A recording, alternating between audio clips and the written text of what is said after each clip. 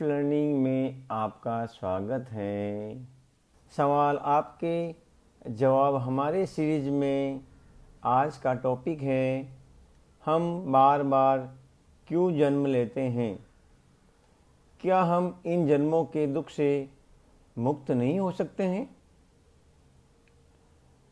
इसके लिए कुछ महत्वपूर्ण बातों को या पॉइंट्स को समझना एवं आत्मसात करना बहुत ज़रूरी है।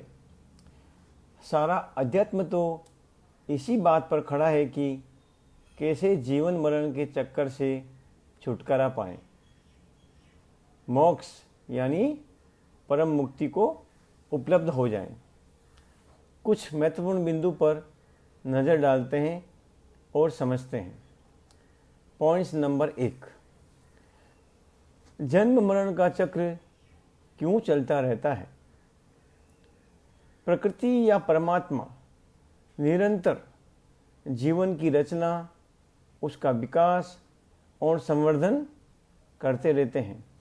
जैसे एक फल में हजारों बीज होते हैं और हजारों बीज के लाखों फल, उनसे नए पौधे बनते हैं, वैसे ही जीवन बार बार लगातार चलता रहता है। धरती पर सब कुछ एक चक्र में घूम रहा है, जन्म, विकास, क्षय और मृत्यु। इस नियम के कारण आत्मा बार बार नए शरीर धारण करती है। जन्म मरण का चक्र प्रकृति का नियम है, इसे पूरी तरह रोकना सामान्य इंसान के वश में नहीं है। पॉइंट्स नंबर 2, केवल मानव ही मुक्ति पा सकता है, केवल मनुष्य ही मुक्ति पा सकता है। मोक्ष, निर्वाण, परम मुक्ति यह केवल मानव जीवन में ही संभव है। मनुष्य के पास संकल्प शक्ति और विवेक है, कॉन्शियसनेस एंड फ्री विल है। जानवर प्रकृति के नियमों में बंधे रहते हैं, पर मनुष्य अपने संस्कार बदल सकता है और आत्मबोध प्राप्त कर सकता है।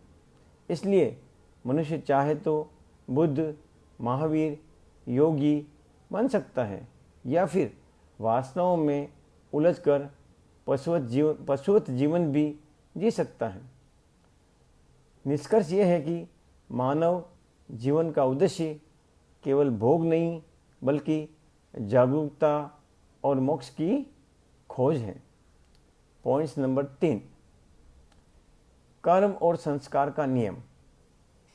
कर्म और संस्कार का नियम, हर जन्म में कर्म और संस्कार बनते रहते हैं। अच्छे संस्कार से अगला जन्म श्रेष्ठ जीवन, श्रेष्ठ परिवार, समाज और अवसरों को जन्म देता है। बुरे संस्कार से अगला जन्म निम्न स्तर का जीवन बन जाता है। इसलिए हमें बार बार जन्म लेना पड़ता है। क्यों? क्योंकि कर्म बंधन चुकाने और नए कर्म बनाने के लिए।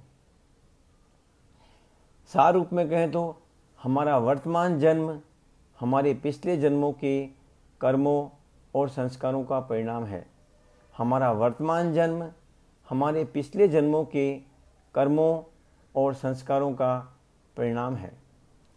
पॉइंट्स नंबर 4, मुक्ति का मार्ग।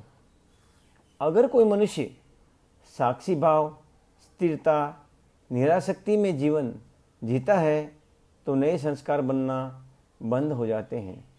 धीरे धीरे पुराने संस्कार भी क्षीण होकर समाप्त हो जाते हैं और अपने संस्कारों की, कर्मों की निर्जरा हो जाती है।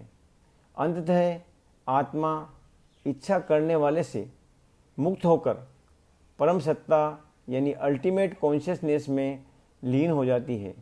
यही है मोक्ष या परम मुक्ति। मोक्ष का अर्थ है जन्म मरण के चक्र से पूरी तरह मुक्त हो जाना। पॉइंट्स नंबर 5, जीवन के 3 मार्ग है। मनुष्य के पास 3 रास्ते हैं। प्रथम अति, दूसरी अति और मध्य मार्ग। प्रथमति यानी पशुवत व वासनायुक्त जीवन, केवल भोग में जीवन बिताना, इसमें इंसान प्रकृति के नियमों का दास बनकर जीता है। इसके परिणाम स्वरूप बार बार जन्म और दुख का चक्र चलता रहता है। दूसरी अति पूर्ण संन्यास या इच्छा का पूर्ण अंत। इसमें सब चाहते खत्म करना, नए संस्कार न बनना और पुराने संस्कार क्षीण होकर मिट जाना। इसके परिणाम ये होता है कि जन्म मरण का चक्र रुक जाता है, यानी मोक्ष की प्राप्ति हो जाती है। तीसरा मार्ग है मध्य मार्ग, यानी जागरूक जीवन। न अंधभोग न संपूर्ण संन्यास, बल्कि साक्षी भाव, जागरूकता और परम सत्ता का अनुभव करते हुए जीवन का भोग। इसका परिणाम यह मिलता है कि जीवन का परम आनंद और संतुलन प्राप्त होता है। सार रूप में कहें तो जीवन जीने का सबसे सुंदर तरीका है मध्य मार्ग, यानी साक्षी भाव, जागरूकता और परम सत्ता का अनुभव करते हुए जीवन जीना। पॉइंट्स नंबर 6, संतों की दृष्टि और गृहस्थ संत का दृष्टिकोण। संतों ने हमेशा यही कहा है कि मोक्ष की कामना करो, जन्म मरण से मुक्त हो जाओ। परंतु गृहस्थ संत का दृष्टिकोण थोड़ा अलग है। वह कहता है कि मैं जीवन को नकारता नहीं हूँ, मैं जीवन को ही परम सत्य मानता हूँ। अगर जागरूक होकर जिया जाए तो हर जन्म आनंद में है, दुख केवल अज्ञानता में है, जागरूकता में तो सब आनंद ही आनंद है। संत कहते हैं मोक्ष ही अंतिम लक्ष्य है। गृहस्थ संत कहता है जीवन को जागरूकता से जीना ही परम भोग और परम आनंद है। सार रूप में कहें तो जीवन मरण का चक्र प्रकृति का नियम है। जीवन मरण का चक्र प्रकृति का नियम है। जीवन मरण का चक्र प्रकृति का नियम है। केवल मानव ही इससे मुक्त हो सकता है। केवल मानव ही इससे मुक्त हो सकता है। केवल मानव ही इससे मुक्त हो सकता है। हर जन्म कर्म और संस्कार के कारण होता है। हर जन्म कर्म और संस्कार के कारण होता है। हर जन्म कर्म और संस्कार के कारण होता है। मुक्ति तभी है जब चाहते और संस्कार समाप्त हो जाएं। मुक्ति तभी है जब चाहते और संस्कार समाप्त हो जाएं। मुक्ति तभी है जब चाहते और संस्कार समाप्त हो जाए। 3 रास्ते हैं, पशुवत भोग, संपूर्ण संन्यास या जागरूक यानी मध्य मार्ग। 3 रास्ते हैं, पशुवत भोग, संपूर्ण संन्यास या जागरूक यानी मध्य मार्ग।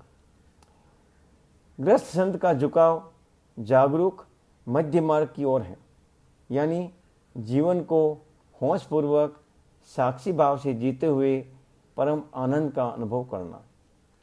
जीवन को होशपूर्वक साक्षी भाव से जीते हुए परम आनंद का अनुभव करना। जीवन को होशपूर्वक साक्षी भाव से जीते हुए परम आनंद का अनुभव करना, यही मध्य मार्ग है, यही जागरूकता का मार्ग है। धन्यवाद, धन्यवाद, धन्यवाद। परमात्मा आप सभी की हर मनोकामना पूरी करे।